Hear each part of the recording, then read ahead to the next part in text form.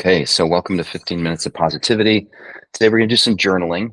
So if you're just joining, please grab pen and paper, and I'll describe why we do the journaling, what the point of it all is in a minute here. Just a quick reminder: we are gathering just for a few minutes every day, Monday through Friday, to stimulate certain parts of our nervous system, just to make sure that we are really taking full advantage of this process called self-directed positive neuroplasticity. And the idea is that the more we activate those parts of our brain that are responsible for, gratitude, mindfulness. Today we'll explore creativity. Um, yeah, the easier it gets. We're basically priming the nervous system to get better at it. So speaking of creativity, this gentleman, I highly recommend that you begin to explore some of his work. This is James Pennebaker from the University of Austin in Texas. And he's a social psychologist, and his specialty is language. So he's done some wonderful research on how different people use language, either as they go through a healing process, as they work with trauma. Uh, you can use these large language models and actually figure out how do people express themselves differently as they're going through these stages of healing, and then correlates that with certain biomarkers, stress biomarkers in the body. So really amazing research.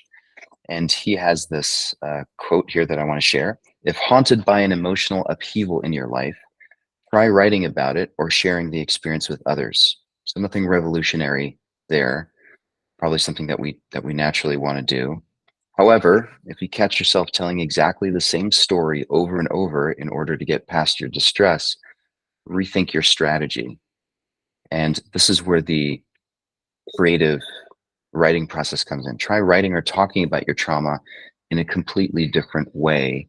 And this comes from this really wonderful book called The Secret Life of Pronouns.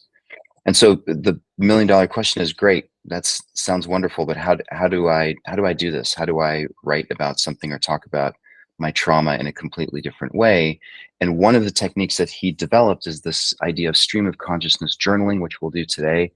And the idea is that unlike other forms of writing, where we're trying to communicate something either from ourselves to someone else, or let's say in our own journal, we write certain things down that make coherent sense. Stream of consciousness journaling is really about just getting stuff out without thinking about it.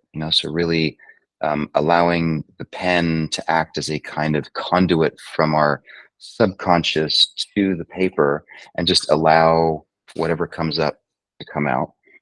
It takes a little bit of practice to get into it. The one trick that I can give you is just don't let the pen leave the paper.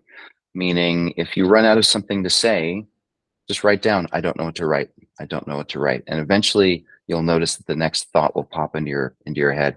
And the goal is to kind of get out of your way, right? So to just allow things to happen.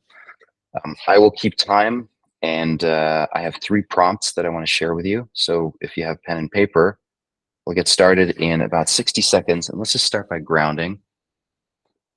Slow things down, maybe open up to this possibility of connecting with something new, allowing our creativity to express itself.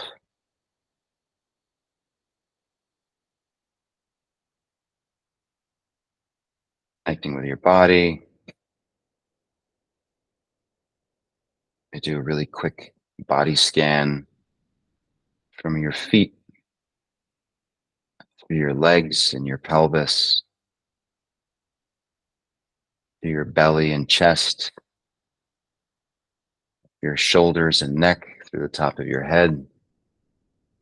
Just noticing your body in space and time right here, right now.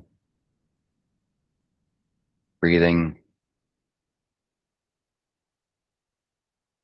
Then setting the intention or leaning into the invitation to just be with whatever shows up. Just allow it to manifest. So the first prompt is, my life would be simpler if I could let go of. So I suggest you write that down at the top of the page. My life would be simpler if I could let go of. And then just allow yourself to be surprised. Just start writing. Don't try to make sense. Don't try to be smart. Just start writing.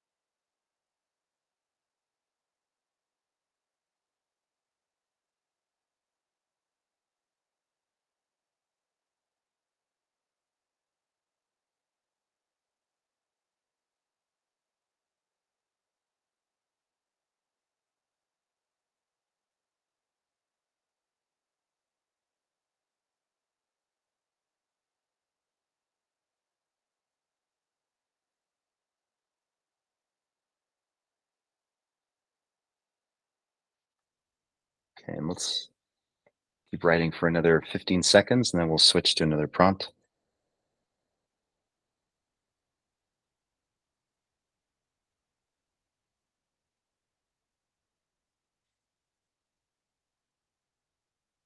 Okay. I recommend maybe putting the pen down for a few seconds, closing your eyes, just reconnecting with your body, shaking at your hand, and then again, starting anew and opening up to this next prompt, which is I would be healthier if I cultivated more. So write that down. I would be healthier if I cultivated more. And then, as before, just start writing, see what happens.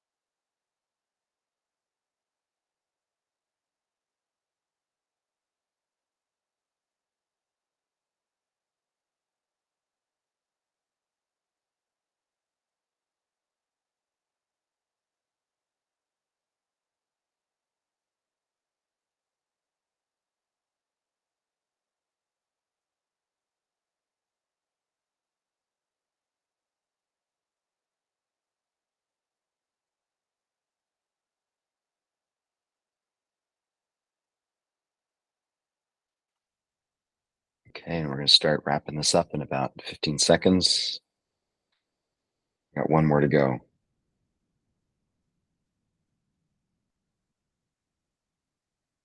Again, put your pen down for a second. Close your eyes. Take a deep breath. Again, a new prompt, new opportunity to lean into some creative exploration.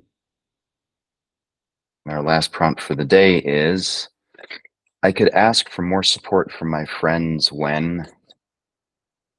I could ask for more support from my friends when. Just let it flow.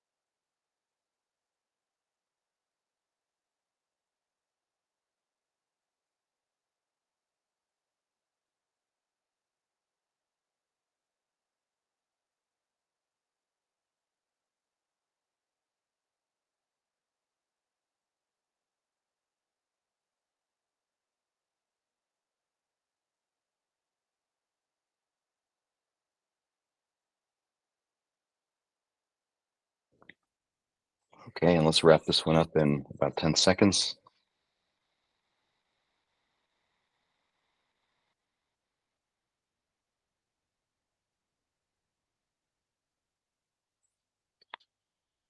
Okay.